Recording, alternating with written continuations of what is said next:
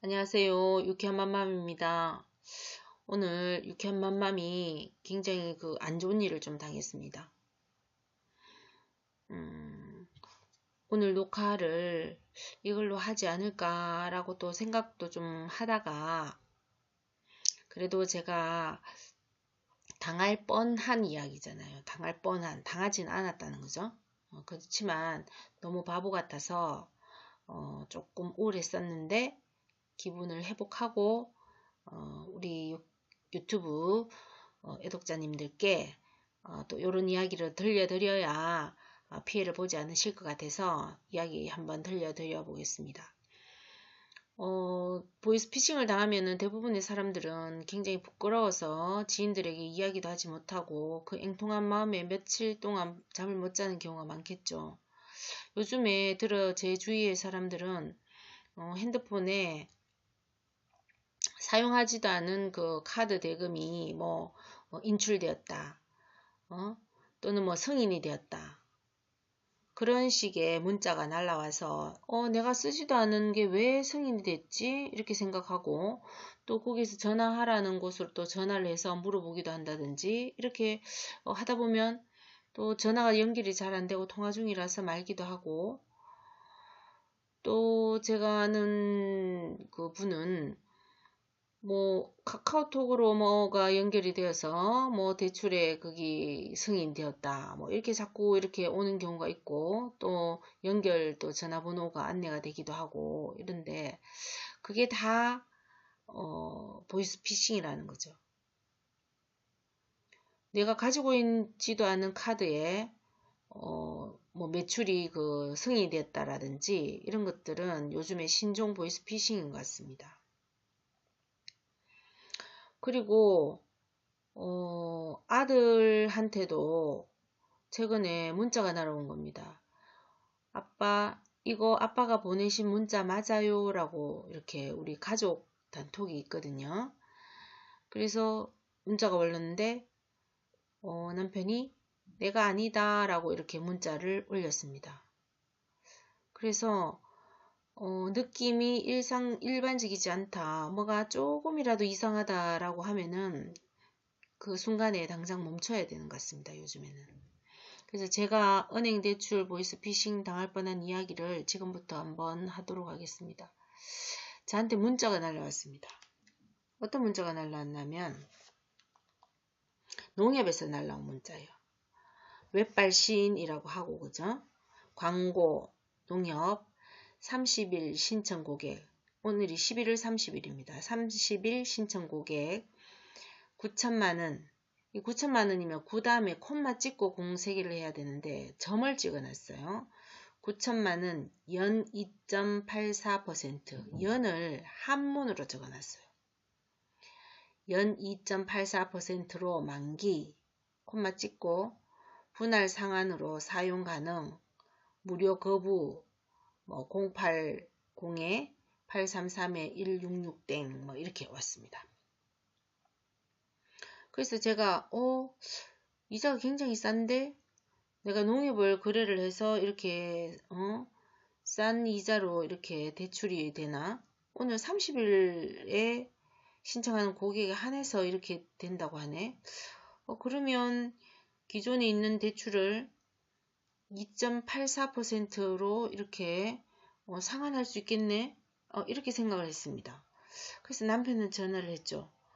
이런 게 있는데 지금 중도 상한이라든지 이렇게 해도 상관이 없겠느냐라고 이야기를 하고 2.84%면은 균등상 원금 분할 상환도 되고 또 이게 고정금리라는 거예요. 이게 그래서 제가 거래를 많이 하기 때문에 농협하고 자동이체도 이게서 다 나가고 하기 때문에 신용 등급이 좋아서 나한테 문자가 왔나? 이렇게 좋게 생각한 거죠.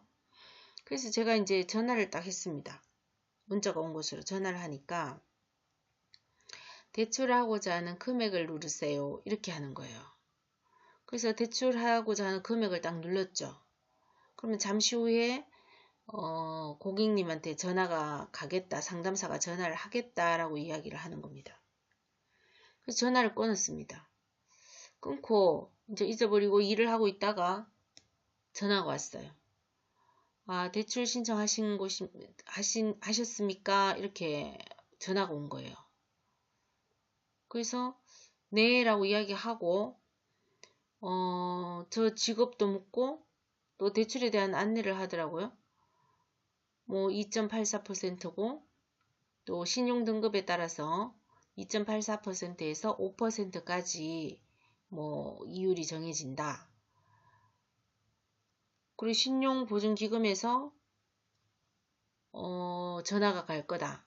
뭐 이렇게 이야기하면서 저한테 이제 묻기 시작하는 거예요. 그러면 잠시 이제 신용보증기금에 의뢰하기 위해서 이것도 중요한 것 같습니다. 신용보증기금에 의뢰하기 위해서 주소라 그러니까 제 신상에 대해서 물어보겠다라고 이야기하고 먼저 이름을 묻고 그 다음에 주민등록번호를 이야기하라는 거예요. 그래서 뭐 은행이니까 주민번호를 이야기했고 주민번호를 이야기하는 것은 없을 것 같은데 은행 경우는 제가 그냥 대출이니까 이야기를 해야 되나 보다 하고 주민번호를 이야기했고 그 다음에 직업을 묻더라고요. 직업. 그래 직업을 이야기했고 신용 등급 신용 뭐 불량자로 등록된 적이 있느냐 또 뭐 이금융권에서 대출 받은 적이 있느냐 그 다음에 뭐 사채를 쓴 적이 있느냐 뭐 여러 가지를 묻더라고요. 그래서 그런 적은 없다 이렇게 이야기하니까 그러면 지금 고객님이 원하시는 금액을 대출받을 수 있도록 진행하겠습니다 라고 하고 전화번호로 지금 문자가 갈 것이다. 그 문자를 저한테 이야기해 주면 그러니까 금감원이 아니고 그 신용보증기금으로 신청을 하겠다. 이렇게 이야기를 하는 겁니다. 그래서 문자가 오기를 기다렸죠. 네, 알겠습니다 하고 문자를 오기 기다렸는데 문자가 이게 안 오는 거예요. 이상합니다. 저한테 문자가 안 옵니다. 이렇게 했어요. 한 번도 뭐 전화 중이라고 해서 와야 될 문자가 안 온다든지 그런 건 없었거든요. 지금 생각하니까 누군가도 이 전화번호를 거부를 해놓았다든지 무슨 조치를 취한 것 같아요. 그래서 전화를 끊고 다시 문자를 보내겠다는 거예요. 전화 중에 문자가 안 갈 수도 있으니까 전화를 끊고 문자를 보내겠다. 이런 일은 없거든요. 제가 조금 더 센스가 있고 민감했으면 전화를 끊고 문자를 보내겠다라고 했을 때 눈치를 챘어야 되는데 전화를 끊고 문자를 보내고 1분 후에 다시 전화를 하겠다 이러는 거예요. 그래서 알겠다라고 했는데 전화 끊고 문자 또 안 오는 거라 전화를 다시 해가지고 문자가 왔느냐 얘기 문자 안 왔습니다 이렇게 했어요. 2번을 그렇게 하고 나니까 그러면 주소하고 다른 부분을 진행을 하겠다는 거예요. 그리고 주소를 묻고 이러길래 그래도 와야 될 문자가 오고 난 다음에 진행을 해야 되는데 왜 이러나 싶어서 저는 문자가 오고 난 다음에 진행하겠습니다 라고 했어요. 그런데 이제 계속 문자가 안 오니까 그럼 제가 끊고 진행하겠습니다 이렇게 하는 거예요. 그래서 끊었어요. 그리고 그렇게 하고 나니까 이거 뭔가 좀 이상하다 이 생각이 살짝 드는 거예요. 그 문자가 오지 않아서 이제 기다리라는 그러한 이야기를 하고 전화를 끊었는데 이상하다라는 생각이 살짝 들면서 농협에 제가 전화를 했어요.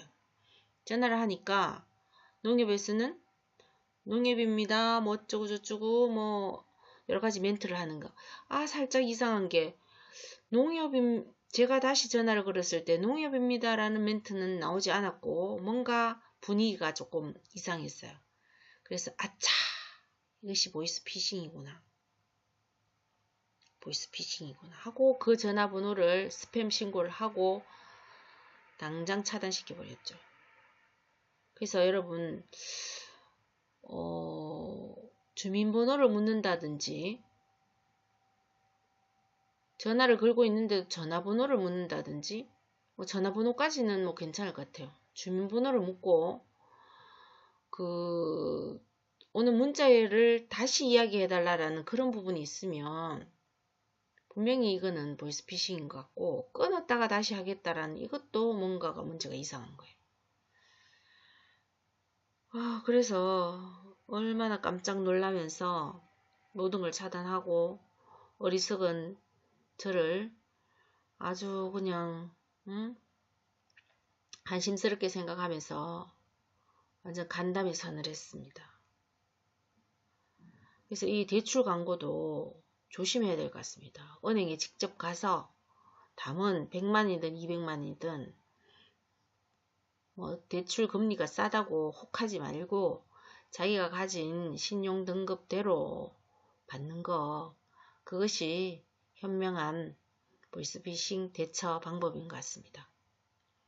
오늘 유쾌한 맘맘이 은행 대출 보이스피싱을 당할 뻔한 이야기를 했습니다. 여러분들도 보이스피싱 당하지 않도록 대출 때문에 또는